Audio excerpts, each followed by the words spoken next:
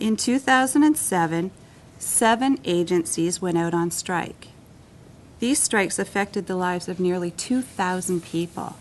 Again, in 2009, another agency went on strike and people hit the picket lines. In all of those cases, picketing occurred in front of people's homes where people live. Home is supposed to be a place where you feel safe.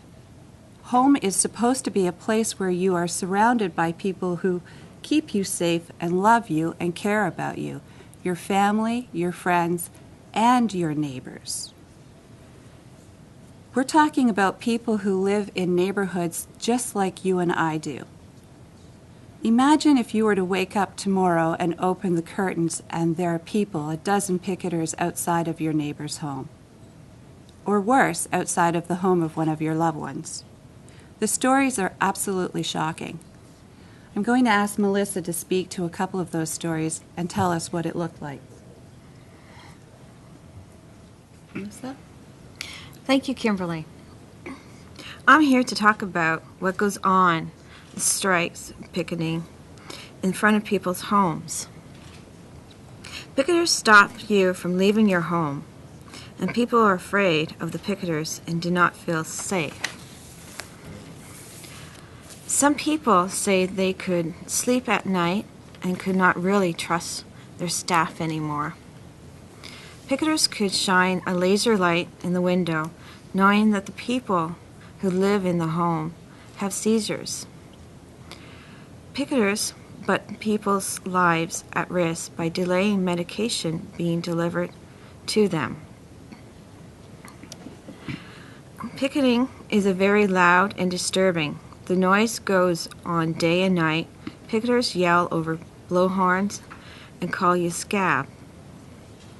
There is pushing and shoving between picketers and security staff. This shows us, all of us, how people can change being a bully and stop caring about others, and that money is more important than people they support. Thank you, Melissa. Kory? I'd like to now ask Kory to give his opinions on why he thinks that picketing people's homes is wrong.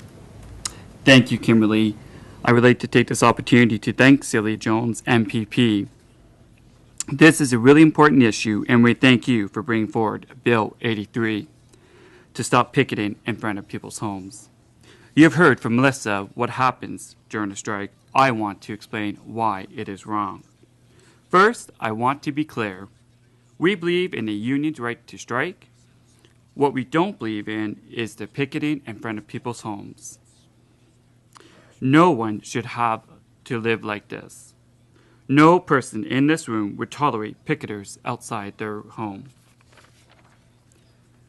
Having porta potties on their front line or picketers yelling and screaming at any time of the day or nights. And you wouldn't want this for your loved ones who are living in these homes. Just because the person who has a disability doesn't mean they should be treated any differently or any less respected. No one should have to have this happen outside their home or have to live with the memories. I am a member of Peel First of Lanark County, and in 2009, we had a strike.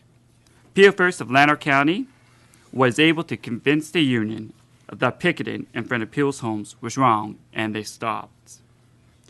But we have heard from the head offices of the union that they will continue to picket homes until they get what they want.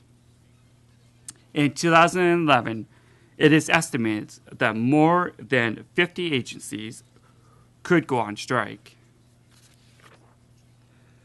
People who have an intellectual disability and who are supported by an agency should not be caught in the middle.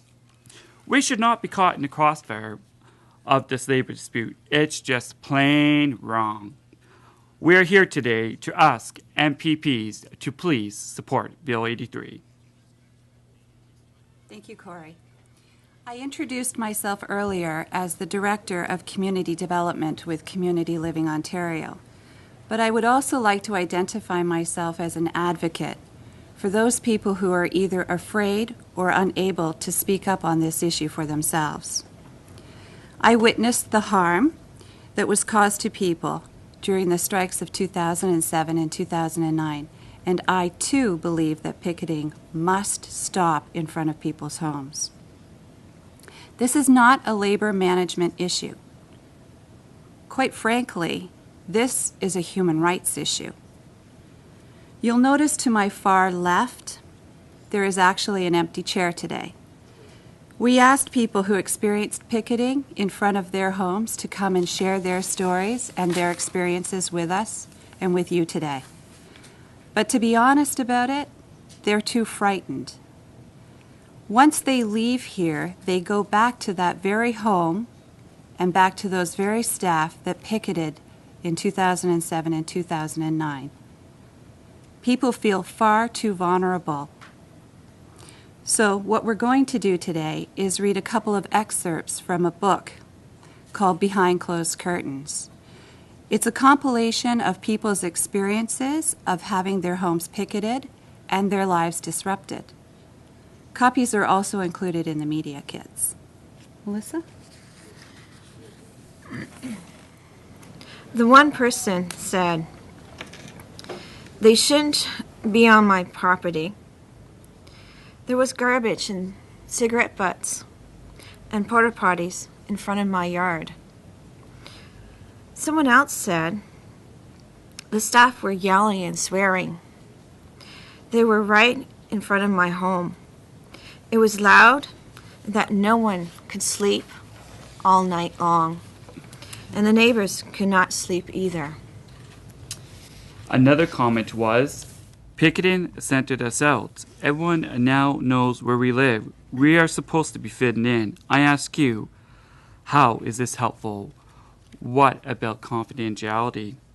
Someone else's thoughts were, I think they know that those people living in group homes aren't able to call the police or go to the papers." Another person said, "We canceled all our members' advocacy meetings because we didn't want people to cross the picket lines." Someone else told us, "We knew some of those staff for 15 or 20 years, but they were calling me a scab."